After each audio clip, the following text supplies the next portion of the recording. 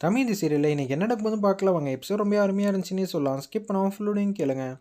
பந்தயம் முடிஞ்சிருச்சு. நலனும் 186 பாயிண்ட்டோட ஃபஸ்ட் பிளேஸில் இருக்காங்க. தமயந்தி 186 பாயிண்ட்டோட ஃபஸ்ட் பிளேஸில் இருக்கிற மாதிரி அந்த இடத்துல சொல்லிட்டு இருக்காங்க.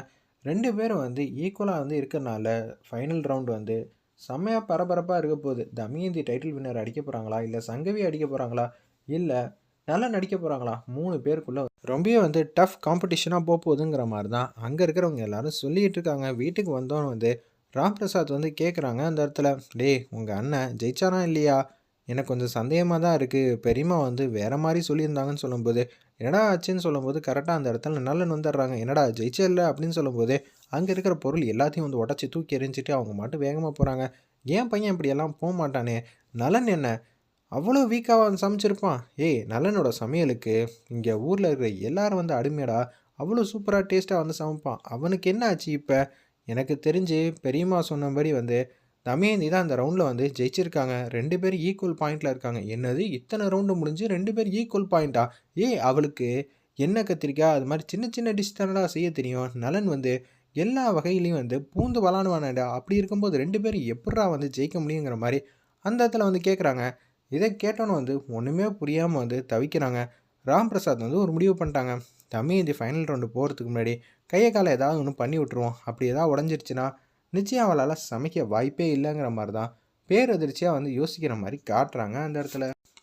கௌதம் யோசிக்கிறாங்க, சைலஜாவோட பையன் அன்றைக்கி பணம் பெரியம்மா அக்கௌண்ட்லேருந்து எடுக்கும்போது என்னை மாட்டி விட்டுட்டல்ல பீரோக்குள்ளேருந்து எடுக்கிறப்ப, நான் உன்னை சும்மா விட மாட்டேன். மாமா சரியான தண்டனை தான் உனக்கு கொடுக்க போகிறாங்கங்கிற மாதிரி யோசிக்கிறாங்க அந்த இடத்துல சைலஜா பையன் கௌதம். ஒரு பக்கம் உச்சக்கட்ட கோவத்தில் பெட்டில் பொத்துன்னு உட்காடுறாங்க. என்ன ஆக போகுதுன்னு தெரியலையே, இன்வெஸ்டர் வேறு ஃபோன் அடிச்சிருப்பாரே, இன்னொரு தெரிஞ்சிருக்குமே அப்படின்னு சொல்லி பட்டமாக யோசிக்கும் போதே இன்வெஸ்டர் லைனில் வராங்க. சுப்பிரமணியன் இருந்தாலும் ஃபோன் கால் அட்டன் பண்ணல அந்த இடத்துல நம்ம நலன். ஒரு பக்கம் ஏஜிஆரும் ஃபோன் பண்ணிக்கிட்டே இருக்காங்க. என்ன இவன் வேறு ஃபோன் பண்ணிகிட்டு இருக்கான் அப்படின்னு சொல்லி இன்வெஸ்டருக்கு முதல்ல பேசுவோன்னு சொல்லி சுப்பிரமணியன் கால் பண்ணலான்னு இருக்கிறப்ப ஏஜிஆர் திருப்பி லைனில் வந்தோடனே எடுத்துட்டாங்க. ஏஜிஆர் செமையாக கலாய்க்கிறாங்க.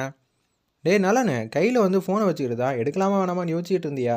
சரி சரி, இன்வெஸ்டரோட பூஜையெல்லாம் எப்படி இருந்துச்சு? என்னடா சொல்கிற? நீயும் தமயந்தியும் ஒரே மார்க் எடுத்து டை ஆகிருக்கு. இது இன்வெஸ்டருக்கு தெரிஞ்சால் என்ன ஆகும் தெரியுமா? உன்னோட கம்பெனி எல்லாத்தையும் பிடுங்கிட்டு நடு ரோட்டில் நிற்க வைக்க போகிறாரு. டேய் அவர் ஹீரோ இல்லைடா, நம்பியாடுறா. பார்த்துக்க, அவர் வெள்ளை மனுஷன் மாதிரி இருப்பாப்புல, ஆனால் பார்க்குறதுக்கு தான் வெள்ளையாக இருப்பாப்புல, ஆனால் உச்சக்கட்ட கோவத்தில் இருக்கார்.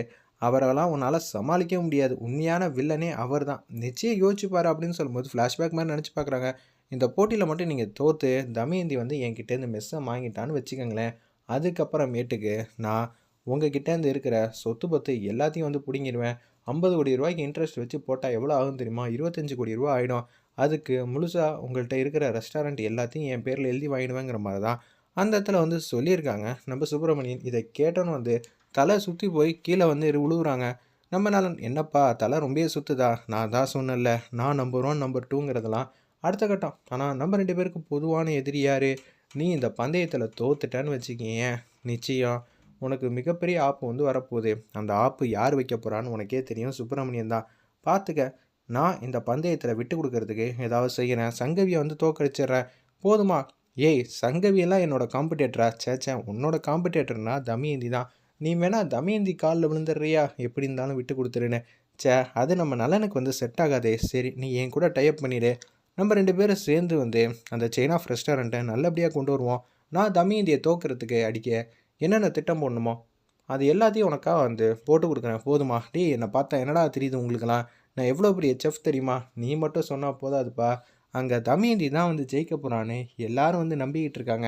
இன்னொன்று உனக்கு தெரியுமா நலனுங்கிற மாதிரி பேச்ச ஆரம்பிக்கிறாங்க. டைட்டில் ஒரு வேளை தமயந்தி ஜெயிச்சிட்டானா சுப்பிரமணியன் உன்னை சும்மா விடுவாருங்கிற? ட்ராயரை கூட உருவார். இத்தனை வருஷம் நீ சம்பாரிச்சு நம்பர் 1 இடத்துக்கு வந்திருக்கிறது எல்லாம் அவ்வளோதான். அதுக்கப்புறமேட்டு நீ ஹோட்டல் ஆரம்பித்து தள்ளு வண்டியிலேருந்து மேலே வரணும்னா அதுக்குள்ளே எல்லாமே முடிஞ்சிடும். இந்த காலத்துலலாம் சட்டன்லாம் மேலே வர முடியாதுப்பா. பணம் வச்சுருந்து நேரம் கரெக்டாக இருந்தால் மட்டும்தான் மேலே வர முடியும்னு யதார்த்தத்தை புரிஞ்சுக்கிட்டு பேசுகிறாங்க அந்த இடத்துல. நம்ம ஏஜிஆர் பார்த்துக்கன்னு சொன்னோன்னா ஃபோனை வேகமாக வச்சிடுறாங்க. தமயந்தி சந்தோஷமாக வந்து ரூம்குள்ளே வரப்ப என்ன நினச்சிக்கிட்டு இருக்க அப்படின்னு சொல்லி கண்ணாமண்ணான்னு திட்ட ஆரம்பிச்சிட்டாங்க. நான் என்ன பண்ணேன், சின்ன பிரச்சனையை ஊதி ஊதி பெருசாகி இப்போ எனக்கே வந்து டஃப் கொடுக்குற மாதிரி வந்து இப்போ டை பிரேக் அளவுக்கு ஆயிடுச்சு. ஃபைனலில் ஜெயிச்சு என்ன நட் ரோட்டில் கொண்டு வந்து நிப்பாட்ட போறியா அப்படின்னு சொல்லி நலன் ரொம்ப ஆதங்கப்பட்டு பேசுகிறாங்க. என்னங்க நீங்கள் என்னென்னமோ சொல்கிறீங்க அப்படின்னு சொல்லும்போது முடிவு பண்ணிட்டேன் அப்படின்னு சொல்லி கபோர்டு தமயந்தியோட புடவை எல்லாத்தையும் எடுத்து ஒரு பெட்டிக்குள்ளே போட்டு தூக்கி எறிகிறாங்க பெட்டியை. மிச்ச புடவை வந்து பெட்டிக்கு வெளியே வந்து தூக்கி தூக்கி வந்து எறிகிறாங்க. அந்த இடத்துல பார்க்கவே பாவமாக இருந்துச்சுன்னே சொல்லலாம். இந்த வீட்டை விட்டு ஒரேடியாக போயிடு, அப்போ தான் நான் நிம்மதியாக இருப்பேன். தமயந்தி வந்து கடுப்பாயிட்டாங்க. நான் அப்படி என்ன தப்பு பண்ணேன்னு தெரிஞ்சுக்கலாமா? உங்களுக்கு காம்படிஷனில் நான் கலந்துக்கிட்டு உங்களுக்கு டஃப் தரேனே, அதுதான் உங்களுக்கு பிரச்சனையாக இருக்கா? இல்லை நான் இந்த வீட்டில் இருக்கிறது உங்களுக்கு பிரச்சனையாக இருக்கா? ரெண்டுமே பிரச்சனையாக தான் இருக்குது. என்ன பாஸ் இப்படி பண்ணிகிட்டு இருக்கீங்க? நான் என்ன தப்பு பண்ணேன்? என் மேலே 1% கூட தப்பு இல்லை. நான் மாட்டுக்கும் மெஸ்ஸில் உட்காந்து சமைச்சிக்கிட்டு இருந்தேன். நீங்கள் தான் ரெசிபி வந்து திருடுனீங்க. அதுக்கப்புறமேட்டு செயின் ஆஃப் ரெஸ்டாரண்ட் வந்து ஓப்பன் பண்ணீங்க. நான் வேறு டிஷ் தான் வந்து சமைக்கிறேன்னு சொல்லியிருந்தேன். உங்களுக்கு கொடுத்த, அதாவது நீங்கள் திருடி எடுத்துகிட்டு போனீங்களே 50 வகை ரெசிபி, அதுக்கு எனக்கு சம்மந்தமே இல்லைன்னு சொல்லிட்டேன். அப்படி இருக்க சுச்சுவேஷனில் நீங்கள் திருப்பி என் மெஸ்ஸை வந்து மூடணும்னு சொல்லியிருக்கீங்க 50 லட்ச ரூபான்னு. ஏகப்பட்ட விஷயம்லாம் நீங்கள் தானே வந்து ஆர்டர் மேலே ஆர்டர் பண்ணிக்கிட்டே இருந்தீங்க. அப்படி இருக்க சுச்சுவேஷனில் நான் என்ன தப்பு பண்ணேன்? எல்லாத்துக்கும் காரணம் நீங்கள் தான். வேணும்னா நான் செய்கிறது தப்பாக இருந்தால் உங்களுக்காக நான் வேணால் போட்டியில் வந்து ஃபைனல் போட்டியில் விட்டு கொடுத்துட்றேன் அப்படின்னு சொன்னோன்னே ஈகோ தூண்டுற மாதிரி ஆயிடுச்சு நம்ம நலனுக்கு. ஓ, நீ எல்லாம் விட்டு கொடுத்து தான் நான் ஜெயிக்கிற மாதிரி ஆகுமா? ஓகே ஓகே, அவ்வளோ கேவலமாக போயிட்டானா நலனு? ஏய், உன்னை மாதிரி 1000 பேரை பார்த்தவ நீ எனக்கு டஃப் கொடுக்குறேன்னா அதுக்கு முழுக்க முழுக்க காரணம் நீ என் கூடயே இருக்கிறனால தான் என் கான்சன்ட்ரேஷன் எல்லாமே வந்து பிரேக் ஆகுது. மற்றபடி நான் எவ்வளோ பெரிய ஆள் தெரியுமா அப்படின்னு சொல்லி உச்சக்கட்ட கோவத்தில் வந்து நலன் வந்து ரொம்ப என்ன பேசுகிறோம் எது செய்கிறோங்கிறதே தெரியாமல் அப்படியே வளர ஆரம்பிச்சிட்டாங்க அந்த இடத்துல. கடவுளே, எங்கே இதெல்லாம் போகுதுன்னு தெரிலங்கிற மாதிரி சொல்லும்போது அடுத்த நாள் காலையில் வந்து பொழுது வந்து விடியுது. வருணை வந்து காட்டுறாங்க. வருண் வந்து அவங்க வீட்டில் ஏதோ முக்கியமான டாக்குமெண்ட் எல்லாத்தையும் எடுத்து வச்சுக்கிட்டு வேலை விஷயமா வந்து ஃபோட்டோ இதெல்லாம் எடுத்துக்கிட்டு இருக்காங்க. அப்போன்னு பார்த்து ஃபைலை திருப்பி எடுத்த இடத்துல உள்ளே வைக்கும்போதே அவங்க மாமாவோட செயினை வந்து பார்த்துட்றாங்க. அந்த லாக்கெட் உள்ள செயினை அதை எடுத்து பார்க்குறாங்க. இந்த செயின் யாரோடது? நம்ம வீட்டிலலாம் இவ்வளோ பெரிய காஸ்ட்லியான செயின்லாம் போட மாட்டாங்களே அப்படின்னு சொல்லி யோசிக்கும் போது மாமாவோட செயின் யாருக்குமோ, சரி கால் பண்ணுவோன்னு சொல்லி தமயந்திக்கு வந்து ஃபோன் அடிக்கிறாங்க. என்னடா எப்போ வரலான் இருக்க அப்படின்னு சொல்லும்போது வந்துடுறேன்க்கா, இப்போ எனக்கு ஒரு சந்தேகம், அதனால தான் மாமாவோட செயின் எதுக்குக்கா இங்கேயே வச்சுட்டு போயிட்டீங்க? ஓ அப்படியா, அந்த செயினை காணும்னு சொல்லி அந்த மனுஷன் என்ன தொந்தரவு மேலே தொந்தரவு பண்ணிட்டே இருந்தாரா? எங்கே போச்சு ஏது போச்சுன்னு. நல்ல வேலை நீ உடனே அந்த செயினை வந்து எடுத்துகிட்டு வந்துடுறியா? இங்கே எப்படிக்கா வச்சுட்டு போனீங்க? சிவராமன் பெரியப்பாக்கும் பார்வதி பெரியம்மாக்கும் ஃபங்க்ஷன் வந்து வச்சோம்லடா 60வது வயசில்.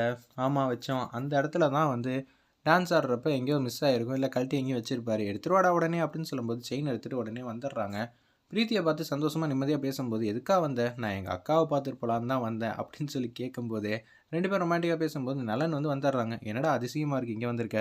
மாமா, நீங்கள் செயினை வந்து மறந்து வீட்டில் வச்சுட்டு போயிட்டீங்க, அந்த செயினை கொடுத்துட்டு போகலான்னு தான் வந்தேன்னு சொல்லி செயினை வந்து காட்டுறாங்க. உடனே நலனுக்கு கிடைச்ச ஆனந்தம் இருக்கே, ரொம்ப சூப்பராக வந்து பெர்ஃபார்ம் பண்ணியிருந்தாரு. அந்த செயினை கிடச்சோன்னா கிடைக்காத பொருள் கிடச்சா எப்படி எல்லோரும் ஃபீல் பண்ணுவாங்களோ அந்த அளவுக்கு ஹாப்பியாக ஃபீல் பண்ணுற மாதிரி காட்டி இந்த எபிசோட் வந்து அதிரடியாக மாசாக எமோஷனலாக முடிச்சிருந்தாங்க.